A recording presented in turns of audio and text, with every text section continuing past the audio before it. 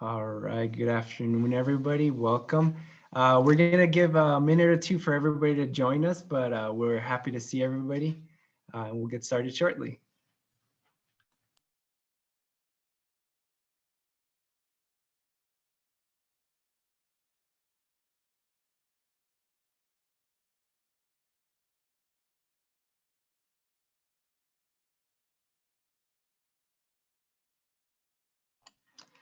Hi, for those of you that are just joining in, welcome. We are going to give it a minute or two before we get started.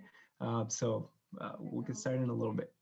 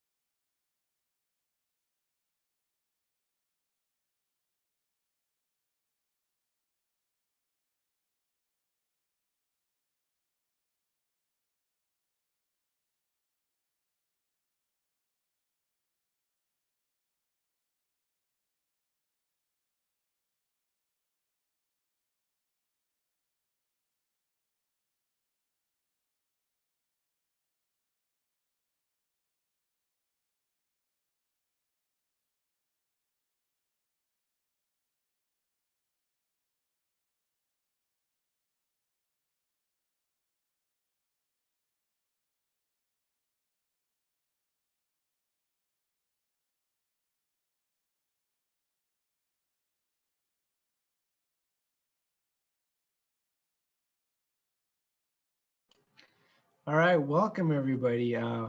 As a few participants are still trickling in, but we're going to go ahead and get started. Hello, my name is Mario Munoz, and I'm a member of the Women in Mining Arizona chapter hosting this event. First, we'd like to say welcome and thank you for joining us for our first Lunch and Learn talk of the year. Today, we're joined by James Werner and Nick Caruso, who are part of the San Javier Underground Mining Expansion Program at the University of Arizona. Before introducing our speakers, we wanted to give a brief introduction of our organization and why we're hosting this event.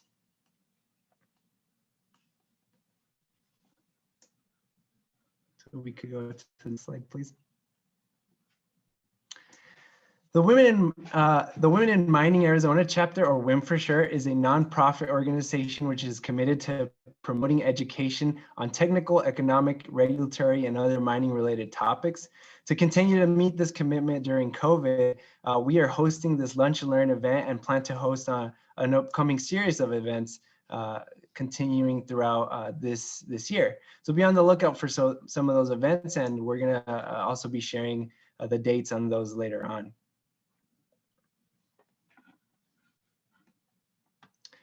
We'd like to take a moment to thank our platinum sponsors, Freeport-McMoRan, who made it possible for us to bring programming such as this. So thank you. All right, my name is Maria, and I'd like to introduce James Werner to you all. James is actually the director of the San Javier Mining Lab and also the program manager of the Student Interactive Mining Program. He has over 11 years of experience in the mining industry, and he also used to help and direct the development of the SX. Over the past 6 years, he worked to modernize the SX, most recently managing the development of a modern 15-foot by 15-foot decline, improving student engagement and increasing research and industry partnerships. So he is going to be here to tell you more about their most recent projects. James, welcome. Hi, thank you for the invite. So I'm going to go ahead and hopefully break everything.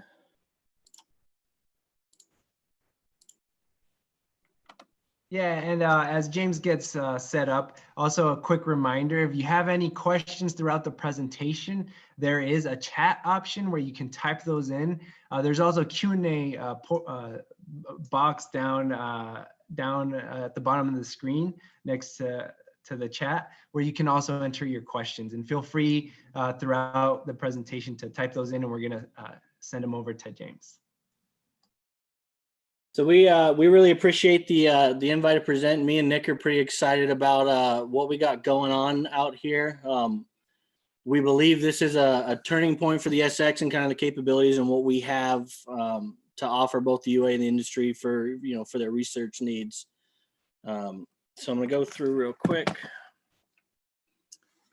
Oh, come on. So anyone not familiar with the mine, the university owns part of the old historic San Javier mine. We own the 6 shafts, so it was a pretty big facility back when it was operational up until about the 1950s. Currently, we own 90 acres, and we're actually in the process of acquiring an additional 400 acres out here to just kind of expand our surface holdings. Currently, 3 active underground levels, modern training facility that was built about 10 years ago, funded through various donations from the mining industry, Freeport, McMoran, Sarco, and groups like that, to, again, kind of our overall mission out here to always be expanding and kind of modernizing what we have to better serve the groups that come out here.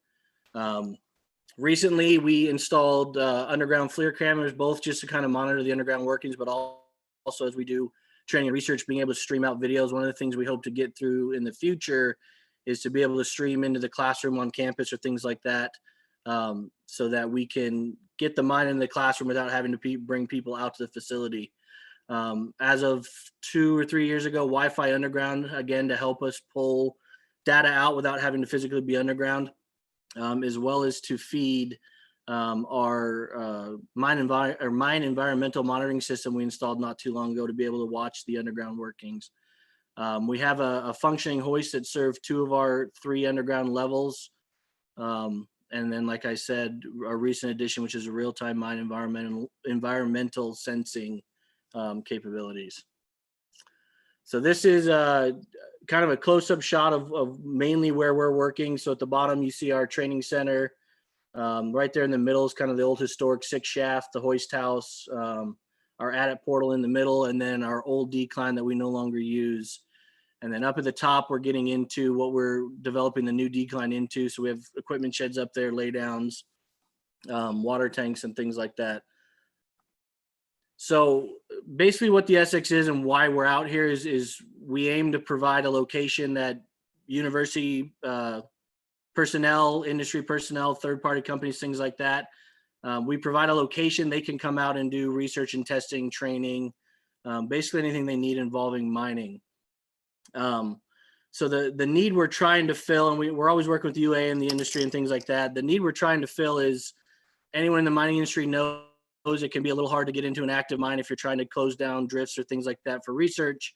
It can be a headache to get into them.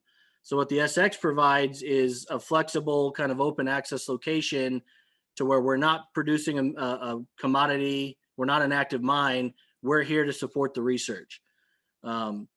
So, for a lot of groups, it's as simple as calling us up, saying what you need to do, and we're able to get you in and facilitate what you're doing. We're also provide a location that's not an active facility for safety and skills training. So Pima County JTED utilizes us for their heavy equipment operations course because we can provide a location that is a mine site, but not an active mine site that poses the hazards that an active site does.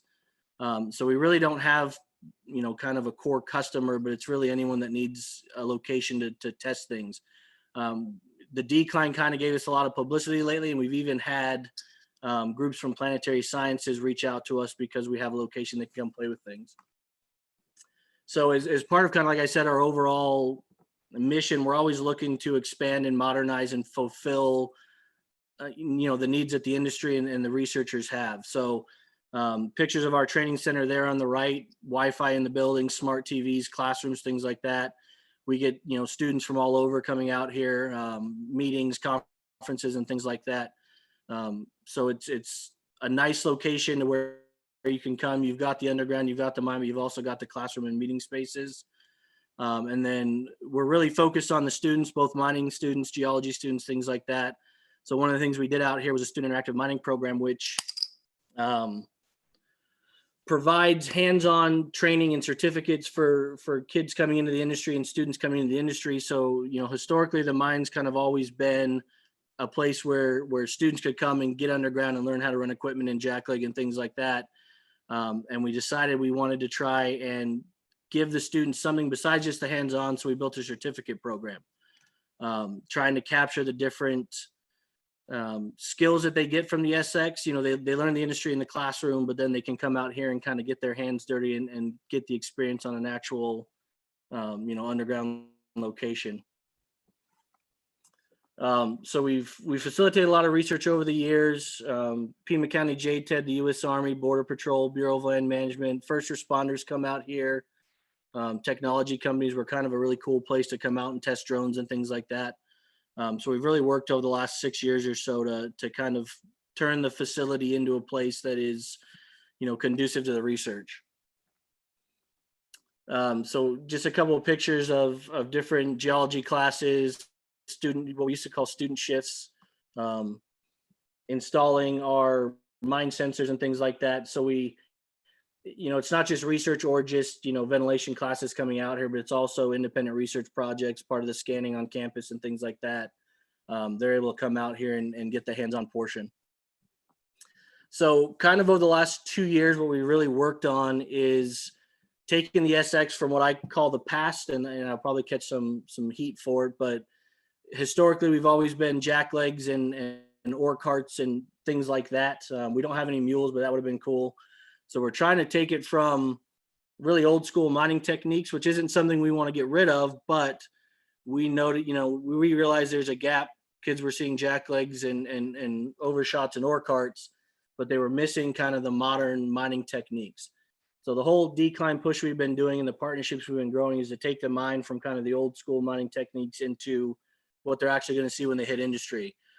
So there on the left is a jumbo we were able to acquire from J.H. Fletcher. They partnered with us to loan us the jumbo so that we can develop this decline, but also keep it on site so that we can put kids in more of a modern mining environment. And then the new decline, that picture on the right, is most of the old workings are real small, 8x8 and smaller. So even little things like flying drones, we just didn't have enough room underground to be able to do it and mimic really what you'd see in a lot of the modern mines. So the whole push we've been doing the last 2 years is to modernize and get this new decline in so we can get bigger equipment underground and better replicate what the industry is in and what the students are going to see when they get there. So there in the top of that picture is the location we ended up picking for the decline. It took about 2 years to find the location we really liked. So we're doing initially a 15 by 15. What we ended up calling phase 1 was a stable portal in the first 100 feet. And then we're now into phase 2, which is 250 additional feet and getting us kind of around that first corner. So we eventually what we'd like to do is get down and connect it into the old workings. And I have some pictures coming up that'll show you the full design. But we really want to connect the new decline into the old workings. So we want to have secondary escapeways, but 2 also can access the old mine without using our old ladders and the hoist and things like that. So this is, we had students on campus and some of the professors work for about 18 months, almost coming up on 2 years, looking at geology, historic geology, as well as running resistivity to kind of find a location that got us into some really nice ground compared to the mineralized zone we were sitting in. Us not selling a commodity, we don't have to mine in minerals, and we don't want to, because then you get into having to deal with bringing minerals out from underground and things like that. So we found a location that, 1, gave us really stable ground, but 2, wasn't also in any kind of mineralized zone. So this is a map of the whole property we own. Training center's kind of there at the bottom. This was a location we ended up picking for the portal. So this is one of the resistivity maps we did. That center section, which actually doesn't have any color, is the old historic workings. And we have power lines running underneath them, so we weren't able to pull data out of them. But just to the north of there in the middle of the map, we were able to map a lot of the old mineralized zone and a lot of the faults that gave us headaches mining, and ended up analyzing all this data and picking the spot that we're in now. So this is one of the plan views with the design, as well as the as-built. So we're currently in 150 feet. You can kind of see the yellow-orange outline right there. So phase 1 was kind of all this stabilized portal, got the high walls bolted up and things like that, getting us in the first 100 feet, vent fan in, mine services and stuff like that. And then the phase 2 we're running till April is getting us around this first corner. So we're running on a 15 by 15 or 15 degree decline up here at the start. Kind of another shot from another angle. So our phase 2 will get us kind of down here, almost to this first muck bay by April. Push all our services up, and then we'll see where we end up going from there. Another shot looking north. Top-down plan view. So this is where you can see what we have as our historic workings down here in the center, and then where we're pushing the new decline. So eventually, as we raise the funding, we want to be able to connect into the 150 level down here. Still access the old workings for research and mine rescue training and things like that, but also be able to access it with our modern decline and be able to run the jumbo and the muckers and things like that. So here you can kind of see the old historic workings in a better kind of aspect. So up here at top is our adit level, the old decline up here, our portal access or our adit access, as well as ladder access to the lower levels and our shaft. So currently we access this adit level, the 100, the 150, this 240 we don't access anymore. Potentially in the future we may go back down there, but for us there's just no need right now. And then the decline we're running now will kind of spiral down or S-shape down and connect into the 150 level. 3 muck bays as they're mining to be able to pull muck out. We're not planning on bringing anything through the old mine. And then depending on what the future holds, probably some additional small declines that connect into some of these other levels at different points. So this is when we'll start confusing everyone, just some more shots of different kind of views of what we're up to. So the really cool thing with this, this kind of expansion was it really got us the ability to partner with some of the mining companies. So Komatsu and the Proving Grounds were gracious enough to loan us one of their brand new 375 dozers to push a lot of the overburden. So it was just an amazing opportunity to work with them, but it saved us a lot of money in renting a dozer and pushing dirt, but it also gave us the opportunity to put some students around this. So they let us come over there with the semi truck and grab their dozer and run it over the SX for a week to do a lot of the overburden pushing. So this is a spot up on the hill. So we picked it based off geology, but also where it was sitting on the hill, we were able to expose a face pretty quick and move the minimum amount of overburden. And then we had Rummel Construction come in to do the majority of actually cutting the face. And Rummel Construction was great with the crew they sent in, and took us about 82 hours to get the face cut out. And one of the hottest weeks we had out at the mine, so we picked a good week for that. So we utilized Komatsu's dozer to kind of push a lot of the overburden, as well as we were able to just let the excavator kind of sit there in the face and dig muck out behind it and let the dozer come in behind and push it out. So we did really well. We had a lot of soft on top, and then we got about 8 feet down, started hitting some of the harder rock we were hoping was there. So it was basically just the dozer and excavator, and then we could swap out the bucket and put a rock breaker on and sit there and kind of gently chip out what would become the face in the portal. This project also gave us the ability to pick up a new scanner. So we got a new Leica scanner out there that Nick runs for us, which, is an upgrade from some of the older stuff we had. COVID kind of caused us problems. We weren't able to get the students out as much as we wanted to during some of this, but we were able to get some new equipment out of it. Nice shot of back in the dozer in there to kind of push out some of the overburden.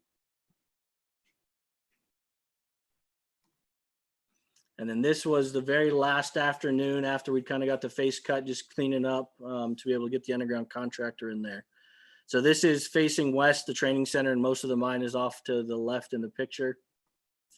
And then, like I said, the cool thing with this and being able to get the Komatsu dozer out there in Rummel is we ran our yearly MSHA class. So scheduling this during the week of MSHA and Komatsu being gracious enough to let us use their dozer, we were able to get the students out there and show them some stuff during their MSHA that we normally aren't able to show students. And Komatsu also provided a trainer / dozer operator. So it was really cool for us to have Komatsu personnel and experts on this equipment out there while we were having students on site. So after the overburden work and Rummel, we were able to get SMD, small mine development, out of Elko out here to do the actual portal development and drive the first part of the decline. Hanging face or mesh over the face, using a jack leg out of a man basket to kind of bolt up the top. And you can see there on the left, kind of the outline where they didn't put rock bolts, and then shotcreting before we started browing in. So we ended up, instead of just blasting right off the bat, one, because we were on the surface, and two, because we wanted to be gentle with the rock, because we're going for kind of longevity on this project and what the decline, it'll be here after we're here. We line drilled and used a road header to brow in. Like I said, to be gentle with that brow. We really wanted a really nice established brow that was solid. So we decided to take the time to kind of gently road head our way in before we started blasting. SMD mobilized their kind of full fleet of equipment, jumbos, rock breakers, road headers, and bolters to do the work for us. So this was right before I think it was our first blast. We ended up kind of half blasting. We shot the bottom, but not the top, because again, we wanted to keep that brow intact. We have decent ground in this section of the hill, but we have to be gentle with it. So this was one of the pictures right after one of our first blasts, after we got the shotcrete in and started to make our way down. And then I believe this was last week, getting our vent fan in. We're starting to snorkel our way out and keep driving the decline. Fletcher Jumbo, we had Fletcher and their techs come out. They got our jumbo they're loaning us dialed in. So we were able to take it underground with them. That's about 112 feet down the decline and get that jumbo dialed in for us. And then this was right at the end of their last hitch about a week ago, 2 shots, I think, into the turn. So they're sitting about 150 feet down at that point. And then, like I said, being able to partner like this project really kind of gave us some exposure and let us partner with companies. So we were able to have a company come out here and actually install a scanner for about 2 months to sit there and scan the face in the portal to watch for any shrinkage in the portal. So we were able to show some students the scanner, as well as pull some data and provide them a location to test out some of their software on their scanner. And then this is, I think, my last slide. So this is last week, kind of what the project's looking at now. When the contractor comes back, we'll get our snorkel finished and keep driving around the corner.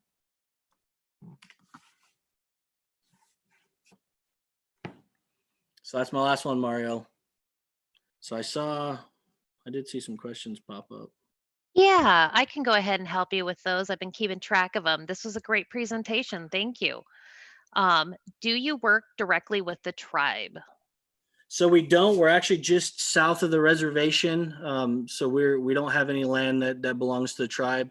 We have worked with them in the past, and we've kind of done some stuff with them on some water monitoring stuff, but we don't do much with them. We're probably a half mile off the reservation down here. Okay. Are there any problems taking the kids underground? And I would assume kids as in the college students. No, so all of our mining students, so us not being an active site where, we don't directly fall under MSHA, all of the mining engineers graduate with their 5,023s. They take a 40-hour surface and underground. So students that want to come out here and get hands-on, they can't do it until we run them through our 40-hour, which we run every August before the fall semester. Research projects and tours and things like that, no, we don't have a problem with taking people underground. They're always escorted, and we maintain high safety out here, so no, we don't have a problem. In the past, in the old historic workings, on kind of days we're not doing anything, we've even taken elementary school kids through the adit level, because it's an easy walk in, walk out. Yeah, that sounds great. Is Wi-Fi common underground? I don't know if it's common. I think it's getting there. Communication, they've done leaky feeder for a lot of years. When we put Wi-Fi underground, we found it's really expensive to run Wi-Fi. We were able to do it because we're a really small mine. So I don't know if I'd say it's common, but I don't know if I'm the expert to answer that one. I think it's getting there. And I think you'll see, we see a lot of research projects come through here with kind of dealing with that same issue. How do you put better communication underground, but not break the bank doing it?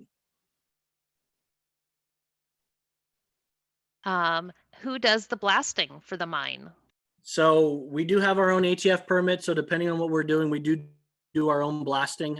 For this project, SMD is doing all their blasting. So they are a licensed contractor as well for blasting. So right now it's all them.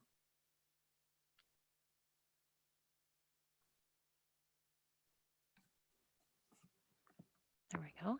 Okay, we've got a couple more of these questions keep coming in. This is great. Thank you, everyone. Did the students get to work with the contractors and deal with any of the work actually involved with hiring them? Let me read that one again. So we have a senior design project. We're actually working on the second design to do an even larger decline on the property eventually one day. So we've had a senior design team that's got to work directly with the contractor to answer questions of how they do things underground, pricing and stuff like that with driving declines. And we were able to have some of the leadership of SMD out here to work with the students, and they were able to kind of do a mini networking out here. The current health situations kind of put a buzzkill on getting more students out here. But the MSHA students were able to deal with a lot of the Komatsu people as well as the contractors out here. And it's something we really want to work harder on in the future is industry student interaction here at the SX. And we're hoping the decline with us being able to put bigger equipment underground will up the amount of student to people hiring in the industry interaction. That's great. That is definitely something that, it's hard to teach the kids just from a textbook on that one. We have, can we get a tour of the site, mostly for surface, for say a neighborhood of old people? And I guess I have to claim I'm part of that old people group at this point. Yeah, so anyone who reaches out to us, we do tours for. We're doing smaller groups with the current health situation, but yes, it's as easy as reaching out to us and we do tours. And we don't discriminate against anyone, so just let us know. That's great. And then this one's near and dear to my heart. Are there any environmental concerns from the original mine that you guys are still mitigating or dealing with? No, so the majority of what was mined out of all 6 shafts for the SX was hauled back over to what was like kind of the one shaft area. So that's all over on the Sarcos property. So we have very little, we don't have any water that runs through the old workings we're in or anything like that. So currently we don't have any environmental issues we're kind of still dealing with. The new decline, we're kind of in a spot where we won't hit any mineralization because we don't want to have to pull anything out that potentially we have any leaching problems or anything like that. So luckily for us, we haven't really had any environmental problems the whole time I've been here. That's great. Can your students get a blaster certification? No, that's not something we currently do or offer. As far as I know, I mean, anyone can apply to ATF for a permit, but we don't run any kind of blasting certification courses. Would this be available to share with a roof support manufacturer for possible bolt sponsorship? Rudin, that probably is likely because the video is it's on Facebook now, and we'll have a link to the YouTube video as well. But James would definitely be your main contact for helping out with the mine and seeing what other networking we can get going. And then looks like we got 2 more here. Was this originally a copper mine? It was actually a lead and silver mine for the majority of it. There is a little bit of copper they hit, but the majority was lead and silver. Let's see. What other instrumentation is being used to monitor the decline other than the scanners? So right now it's just the scanner. At the rate they're kind of mining and installing things, we haven't gone to put anything in. Once they hit the end of that first corner, we'll end up installing airflow sensors, barometer, temperature, as well as we have a couple of spots we'll end up putting in some crack meters. And that's kind of our base. Just keep an eye on the new decline. We're always looking for opportunities to put more stuff in, test things. Us not being an active mine, it's always a question of cost. So right now we're going to kind of keep it very basic just to keep an eye on it and then move forward. So for that question, we're always looking for people that want to donate cool stuff, and we'll go put it in the decline. Do you anticipate reaching water anytime soon with the decline? No, so based off where we're kind of positioned near the active mines in the area, the water table's been depressed enough that I believe we'd have to go down 3,500 feet to hit water, and we won't be anywhere close to that. Does this program also work with JTED in Tucson? So yeah, we work with Pima County JTED, just their heavy equipment operations course. So their Star campus, and there's another Walden Grove campus in town. We're trying to work with JTED overall to expand out to, heavy equipment operators, heavy equipment mechanics and welders and things like that. Cause it's, I think it's been a really good opportunity for us as well as the students in JTED. Okay, here's a good one, and this might be changing considering semester's just starting. How many students do you currently have in the program? And since this is WIM, how many happen to be women? I believe so. I could be wrong. I believe we're up to 75 in the mining program. And I want to say off the top of my head, 25-30% are female. Great.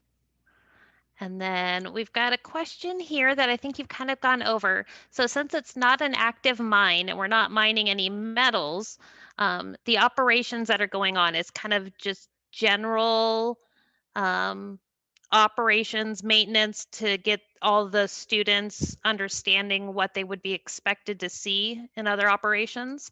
I think my internet connection went down. I missed the first half of the question. I apologize. No problem. So since this is not necessarily an active mine, the main focus for the students is to let them see as much as they can and do as much as they can on maintenance and general operations. Yeah, so we also try and blast as often as we can. So part of our budget is blasting additional footage just so that the students are around, not just maintenance of a mine that's sitting there, but also additional drifts and things like that. So while we're not blasting on the rate we are now with this new decline, we do try and shoot 2 or 3 times a month throughout the semester, just so that there are always, new things happening and the whole mining cycle happening out here. That's great. We've got some other people interested. Is your MSHA training available for non-students for the underground refresher? So it's focused for the students. We do, some of our industry partners, we do let them get people in there. We do have the ability to train for, if there's a group of individuals that need a class specifically for that group of individuals, we are able to arrange that. Okay. And then while encouraging the old school mining methods and techniques, what modern methods or processes are being taught other than using some of that new equipment you were talking about in your presentation? So I'm assuming they're asking as far as the different kinds of mining methods. Right now, we're just kind of focused on the standard drifting. We really don't get into much stoping right now or undercut or anything like that. It's always something we kick around, but just who we are and what we are, we kind of keep it pretty simple out here. This is fantastic. Well, I think that is all the questions that have come through either chat or the Q&A box. If anyone has any other questions, please get them typed in so we can ask. James, this has been a fantastic presentation. Thank you.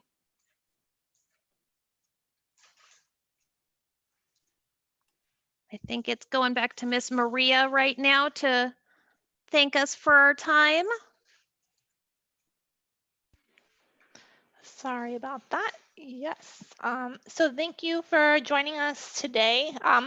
As we had mentioned, we're doing these events monthly, so you're welcome to join us in our next events. Another thing we have going on is a WIM-AZ t-shirt design competition. So feel free to submit your designs for the chance to win a $100 gift certificate. We're just looking to have something fun on our shirts to be able to sell and give away and hand out and enjoy. So is there another slide there, Donna, with the other events? Awesome. So then upcoming here, we have a lot to look forward to. In February, we are going to have someone from the Hermosa project talking about their remediation.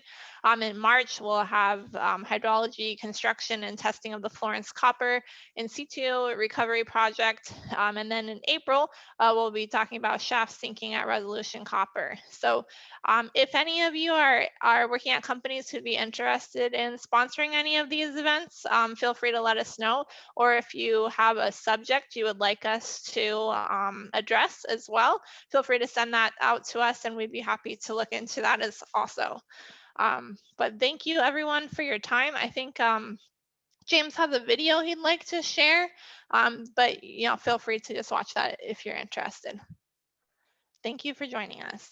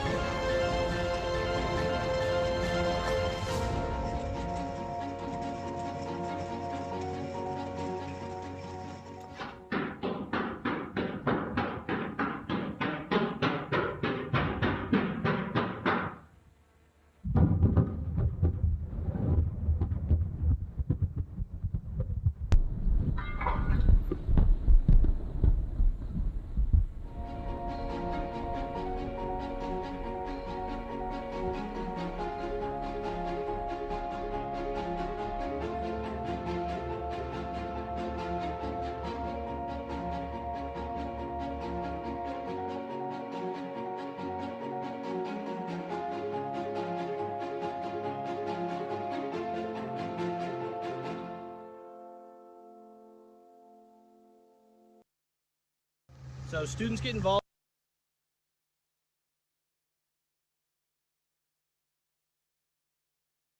That's it for me. Thanks for having us. Thank you so much, James. This was a great presentation, great participant engagement, and I know a lot of people are looking forward to reaching out. Thank you. Thank you everyone for joining. I hope you guys have a great day. And if you have any questions, please, in the chat, we have our WIM Arizona website. And if you have any questions, please reach out.